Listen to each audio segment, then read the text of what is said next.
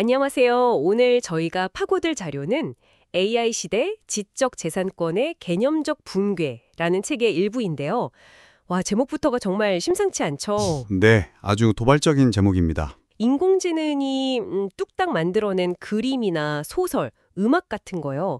이걸 보면 누군가는 소유권을 가져야 할 것 같은데 이상하게도 지금의 법은 그래서 이게 대체 누구 겁니까? 이 질문에 제대로 답을 못하고 있다는 거예요. 그렇죠. 아주 근본적인 질문 앞에서 법이 헤매고 있는 상황입니다. 이게 단순히 법이 기술 속도를 못 따라간다 뭐 이런 수준의 문제가 아니라고 합니다. 오늘 저희의 미션은 바로 그 이유를 파헤치는 겁니다. 법이라는 건물이 왜 흔들리는지, 그 기초부터 뭐가 잘못됐는지, 그 구조적인 불일치의 핵심을 한번 찾아내보려고요. 네, 그 구조적 불일치라는 말이 핵심입니다. 수백 년 된 법의 철학부터 AI라는 기술의 속살, 그리고 무너져 내리고 있는 법의 기둥들까지. 자, 이 거대한 퍼즐 한번 맞춰보죠. 네, 바로 그 퍼즐이라는 비유가 정확합니다. 이 자료는 많은 법률 전문가들이 AI를 그저 그냥 도구 정도로 본다는 거죠? 맞습니다. 더 똑똑해진 포토샵 같은 그런 도구로 취급하는 안일한 시각을 정면으로 비판하고 있거든요.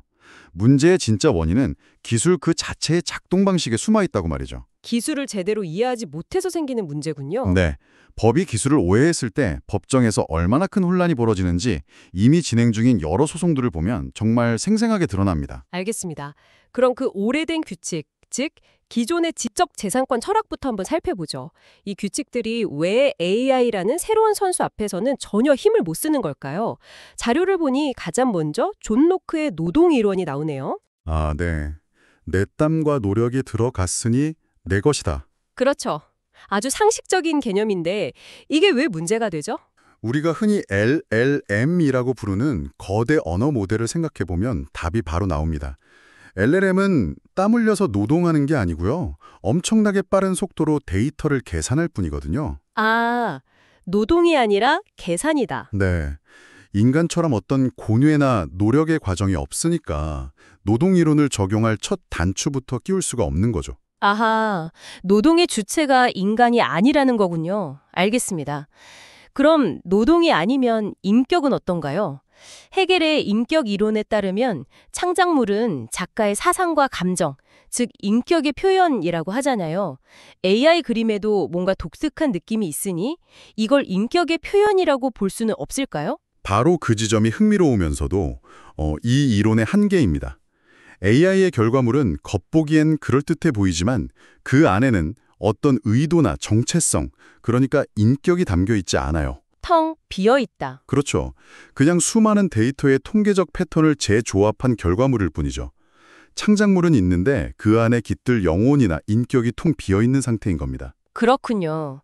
창작자를 보호하고 더 좋은 작품을 만들도록 동기를 부여하는 인센티브 이론도 마찬가지겠네요. 당연하죠. AI는 돈이나 명예 같은 인센티브가 없어도 지치지 않고 결과물을 만들어내니까요. 맞습니다. 오히려 AI 개발사나 플랫폼 기업처럼 엉뚱한 주체에게만 막대한 이익이 돌아갈 수도 있겠고요. 바로 그겁니다. 기존의 모든 이론들은 눈에 보이지 않는 하나의 거대한 전제를 공유하고 있었어요. 전제요. 바로 인간 창작자의 존재입니다. 그런데 AI는 이 가장 근본적인 전제 자체를 통째로 날려버린 겁니다.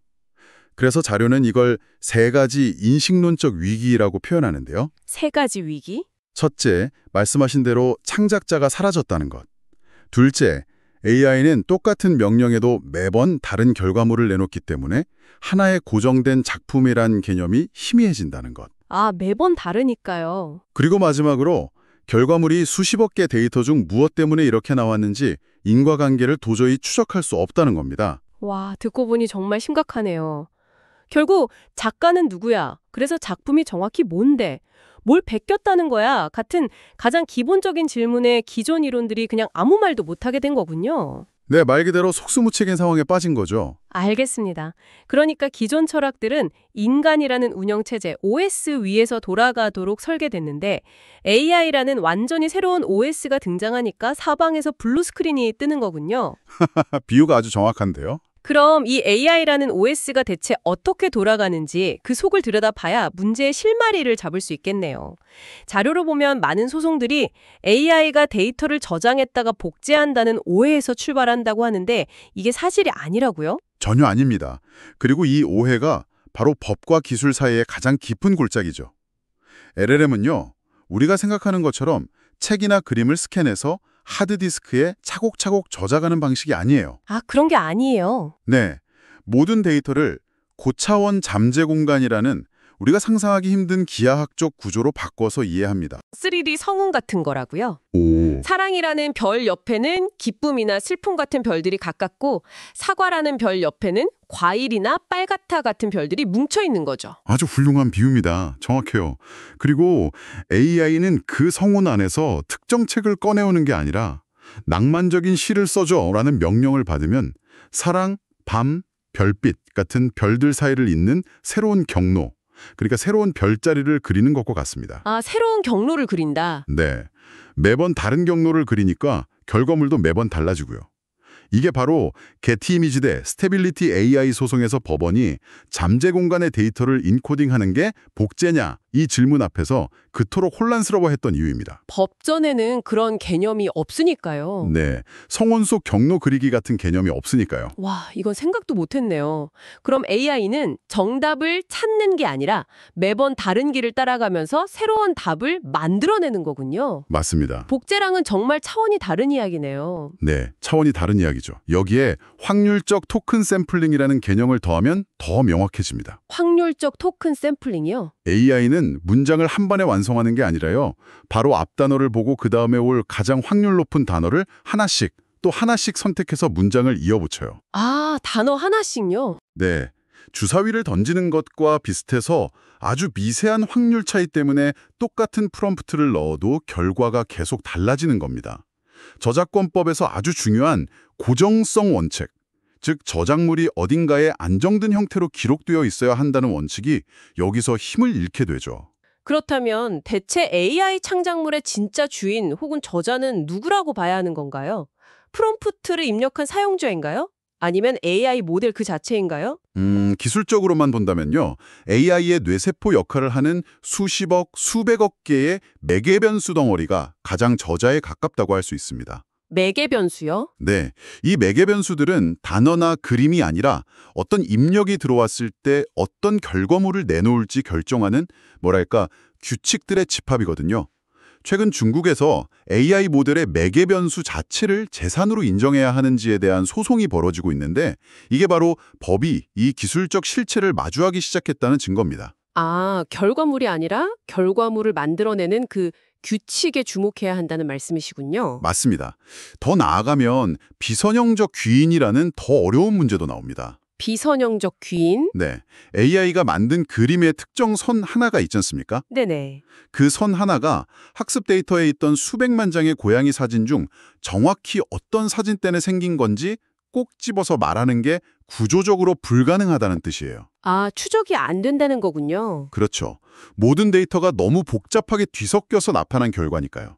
저작권 침해를 따질 때 가장 중요한 네가 내 걸 보고 베꼈다는 그 인과관계를 입증하는 게 원천적으로 막히는 셈이죠. 피카소 스타일로 그려줘 같은 명령도 마찬가지겠네요.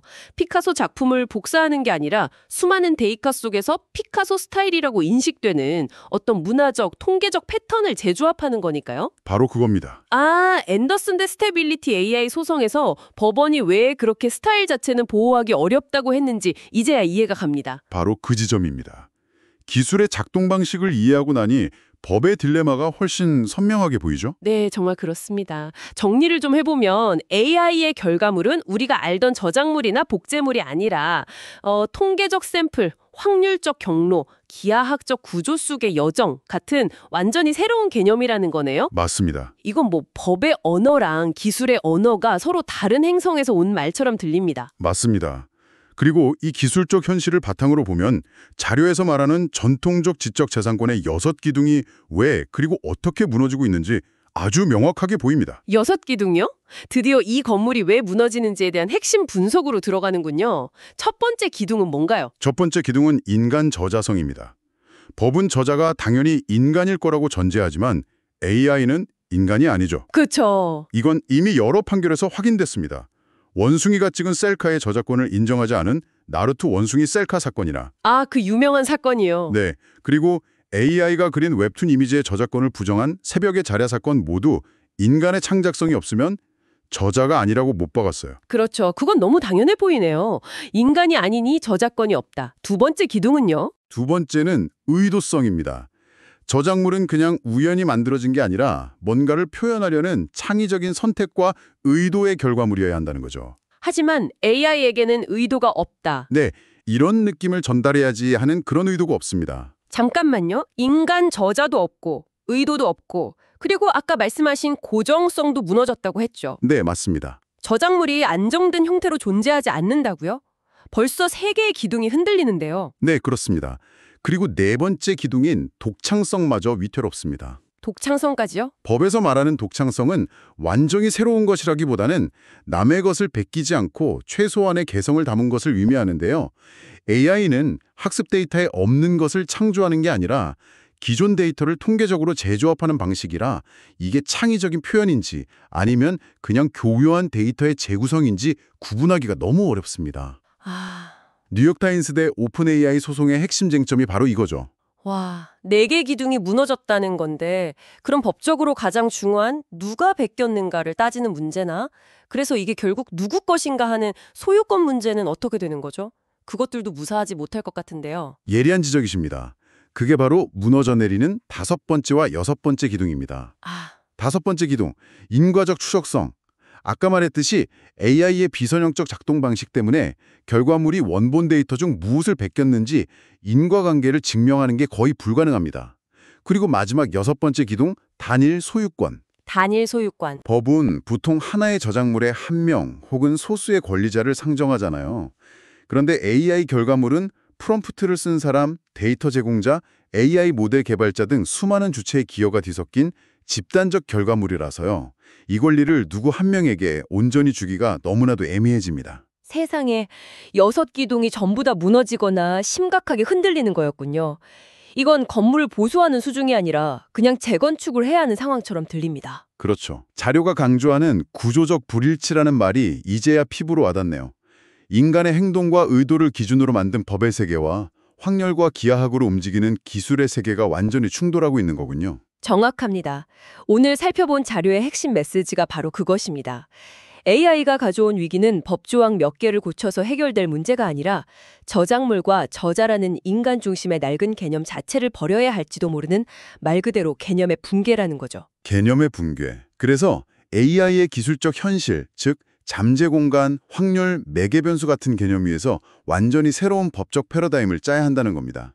이 자료의 뒷부분에서 그 대안으로 5가지 새로운 이론을 암시하고 있는데 아마 그게 새로운 설계도가 될 것 같습니다. 그렇군요. 그럼 마지막으로 이 거대한 질문을 청취자분들께 남겨보겠습니다. 창작과 소유에 대한 우리의 아주 오래된 규칙들이 이제는 작동하지 않은 낡은 것이 되었다면 인간의 의도가 아닌 확률적 사건이 창의성의 중심이 되는 이 새로운 세상에서 우리는 과연 어떤 새로운 권리와 책임을 만들어야 할까요? 어쩌면 우리는 더 이상 눈에 보이는 완성된 저작물이 아니라 그 저작물을 무한히 만들어낼 수 있는 통계적 잠재력 자체에 대한 소유권을 이야기해야 하는지도 모르겠습니다. 이 질문이 앞으로 우리 사회가 마주하게 될 정말 거대한 숙제일 겁니다. 오늘 심층 분석은 여기까지입니다. 감사합니다.